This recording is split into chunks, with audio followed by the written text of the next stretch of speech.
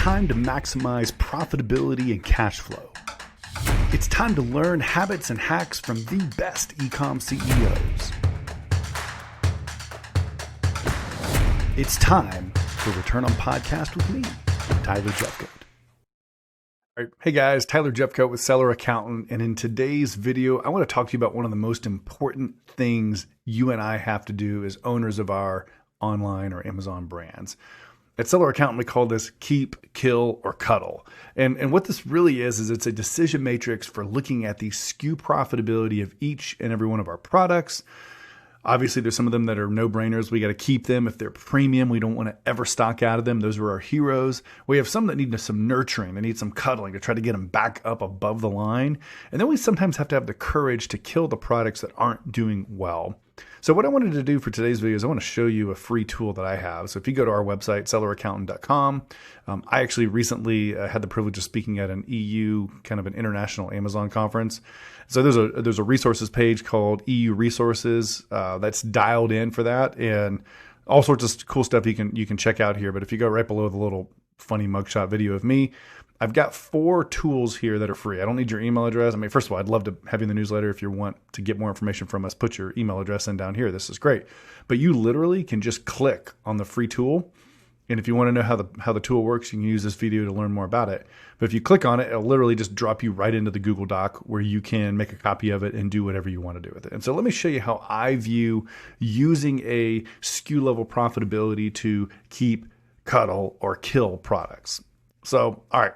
So let's look at this first set of units here. I've got a Seller Accountant hat. Everyone loves the Seller Accountant hat. Oh, let me put mine on here. There we go. This is a premium product. You're selling it for 99 bucks, and we have great margins on it.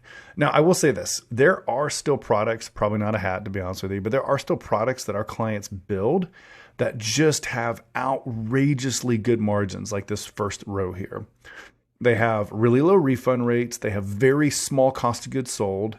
They're able to maintain relatively decent tacos levels and are left with a PAG, or a post-advertising gross profit. This one's 38%. Are you kidding me?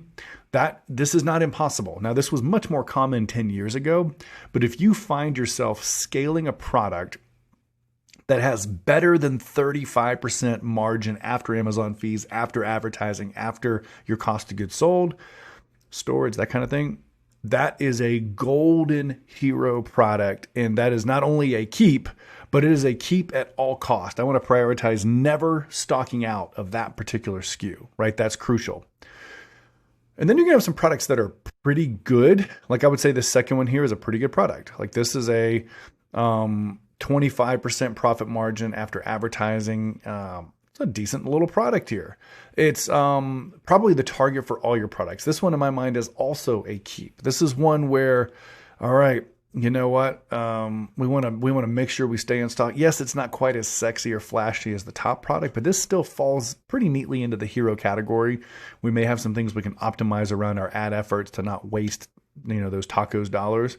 But all in all, this is another one that I don't want to kill. I don't really want to cuddle. I just want to keep. I want to keep it in stock.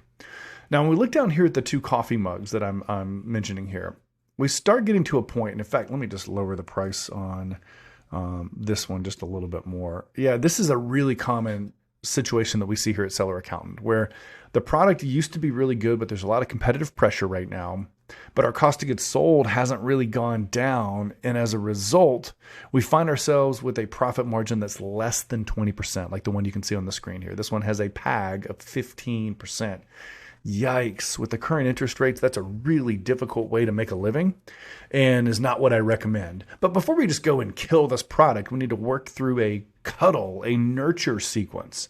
Now, what I want to encourage you to do is to kind of think more critically about the different metrics within this. So again, just looking at the coffee mug here, our cost of goods sold at 30% is kind of average. That's what we see across the board. That's probably not our problem. Amazon fees at 33%. Okay, I don't love it, but that's also probably kind of average for your pick and pack fee plus the 15% merchant commission. Oh my gosh, when we look at the refunds, we found the problem. We have a 13% refund rate on this particular coffee mug. And so what you and I have to do if this was us is we have to go actually, have one of our teammates, or maybe we do this ourselves, go look at the reviews and the refund notes for this particular ASIN. And we're going to uncover that there is a quality issue, maybe that the mug is broken 10% of the time when it gets to the house. There could be something like that.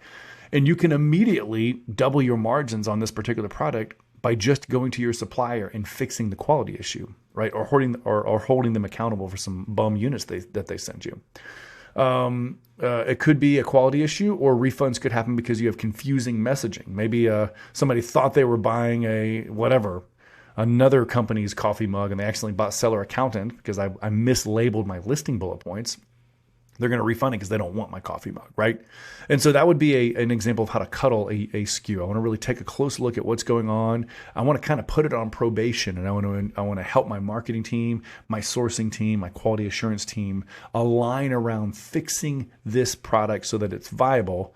If not, after a month or 2 months, you have to set the right timeline. You may have to kill the product.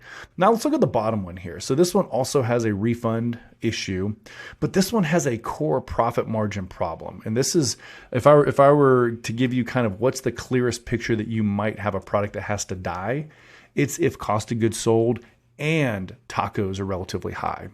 Like if I can add up my cost of goods sold and then my tacos and they're way above 50%, like the one you're looking at here, that is information from the marketplace that unless I can just raise the price immediately, maybe the market will bear a higher price point, but unless I can raise that price, I probably need to kind of be the CEO and fire this product and kill it. Now, killing it might look like slowly just selling through it and not reordering it. Or if you have a ton of product and you're getting hit with these additional storage fees, it may be time to find a liquidation strategy, even if it means losing a little bit of money per unit so that you can get that cash back out of these bum products and invest in better products. So that was what I want to show you, the two things there. That's kind of how I think as a CFO, think through the keep at all cost, cuddle to kind of get back up to snuff, or kill. That's how I think about that on a SKU level.